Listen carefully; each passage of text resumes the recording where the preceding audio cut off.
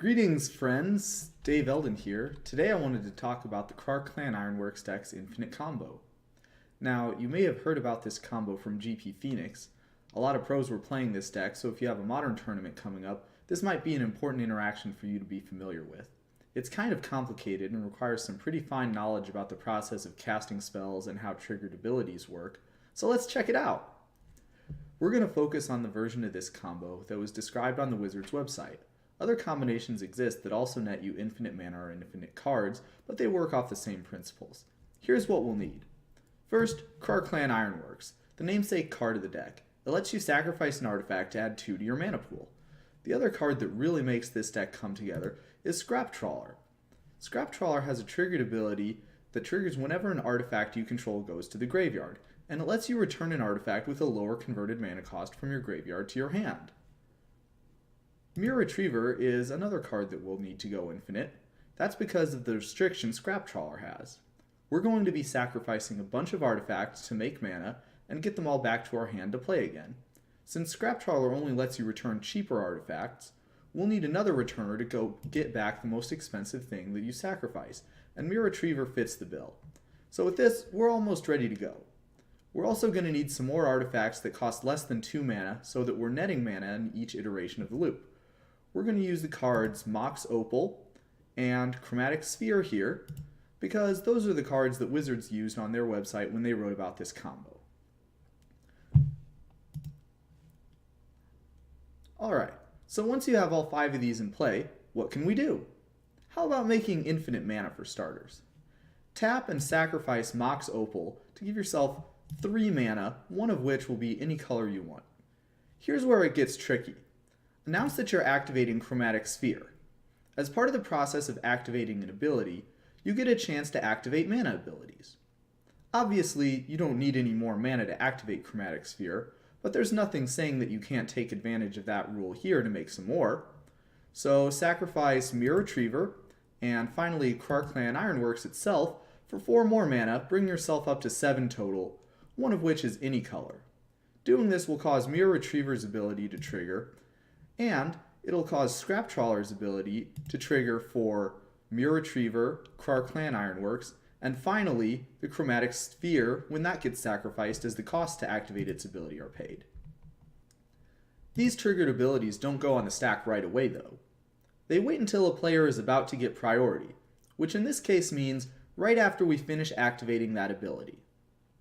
Because choosing targets for a triggered ability happens as part of the process of putting that ability on the stack, this means that Mere Retriever, Krark-Clan Ironworks, and Chromatic Sphere will all be in your graveyard when you're choosing what to return with the Scrap Trawler triggers.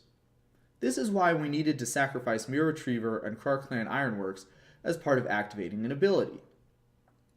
If we sacrifice them normally like we did with Mox Opal, Krark-Clan Ironworks wouldn't be in the graveyard at the time we needed to pick a target for Mere Retriever's ability. Because we did things the way we did, both artifacts are in the graveyard before targets get chosen, so we can return Mere Retriever with Scrap Trawler triggers from KCI going to the graveyard, Chromatic Sphere with the Scrap Trawler trigger from Mere Retriever dying, and Krark-Clan Ironworks with the Mere Retriever trigger from itself dying. We'll also return Mox Opal with the Scrap Trawler trigger from Chromatic Sphere.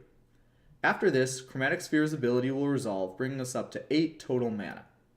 Then, we'll use 7 mana to replay Krark-Clan Ironworks, Mere Retriever, and Chromatic Sphere, which puts us exactly where we started, but with 1 mana of any color in our mana pool, and an extra card in our hand from Chromatic Sphere's ability. If you're running out of cards in your library, you can still do this loop to get more mana. You just need to sacrifice Mere Retriever and Krark-Clan Ironworks in the process of casting a spell. Once you get a second Scrap Trawler or Mere Retriever, getting infinite mana is trivial because of all the extra return triggers you get. That's pretty complicated, and there's a lot of ways that you can mess it up. For example, because you can only activate mana abilities while you're casting a spell or activating an ability that requires a mana payment, you can't sacrifice Krark-Clan Ironworks and Mere Retriever while you're, say, casting a Mox Opal or activating Mox Opal's ability. These do not require a mana payment, so the game never gives you a chance to activate mana abilities while you're casting or activating them. Another thing to be careful of is sacrificing Scrap Trawler for mana. After you sacrifice Scrap Trawler, it won't be in play to see any subsequently sacrificed artifacts hit the graveyard. Even though it seems like all the artifacts hit the graveyard at the same time, there's actually an order to it, defined by the order that they get sacrificed. So if you sacrifice first Scrap Trawler and then Krark-Clan Ironworks in the process of casting a spell, you would be able to return a 2-drop, but you wouldn't be able to return a 3-drop because Scrap Trawler wasn't in play to see Krark-Clan Ironworks go to the graveyard. Of course, you can't sacrifice Krark-Clan Ironworks first and then Scrap Trawler, because after you sacrifice KCI, there won't be anything in play letting you sacrifice Scrap Trawler for mana anymore. This has another important consequence if you're sacrificing Scrap Trawler in the process of activating a Chromatic Sphere or Star. Because the step where you activate mana abilities happens before the step of paying costs in the process of activating an ability, you won't get a Scrap Trawler trigger from your chromatic artifact hitting the graveyard if you sacrifice Scrap Trawler for mana while activating that ability.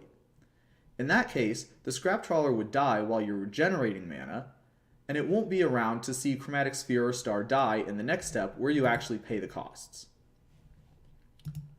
Some closing thoughts before I sign off. First, this isn't the only way to go infinite with this deck.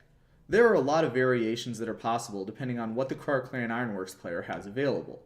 So if a player describes a loop that's different from what I described here, he or she isn't necessarily wrong.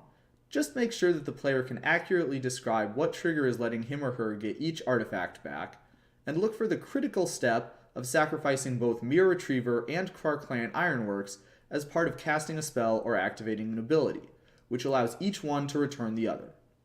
Remember, players aren't judges, so it's not necessary for somebody to describe the combo in the level of detail that I just did, as long as it's clear that he or she understands what each step is. Finally, yes, infinity doesn't exist in Magic. Whenever I said that before, it was an abuse of notation. In a real game, the player will have to specify a number of times to perform the loop. Drawing 30 cards and netting 1,000,000 mana sure does feel like infinity from a gameplay perspective, though. I hope this video answered all the questions you had about the Krark-Clan Ironworks combo. If you want more info, check out the article on my blog linked below. Thanks for watching, and I'll see you next time on Judging for the Win. Bye!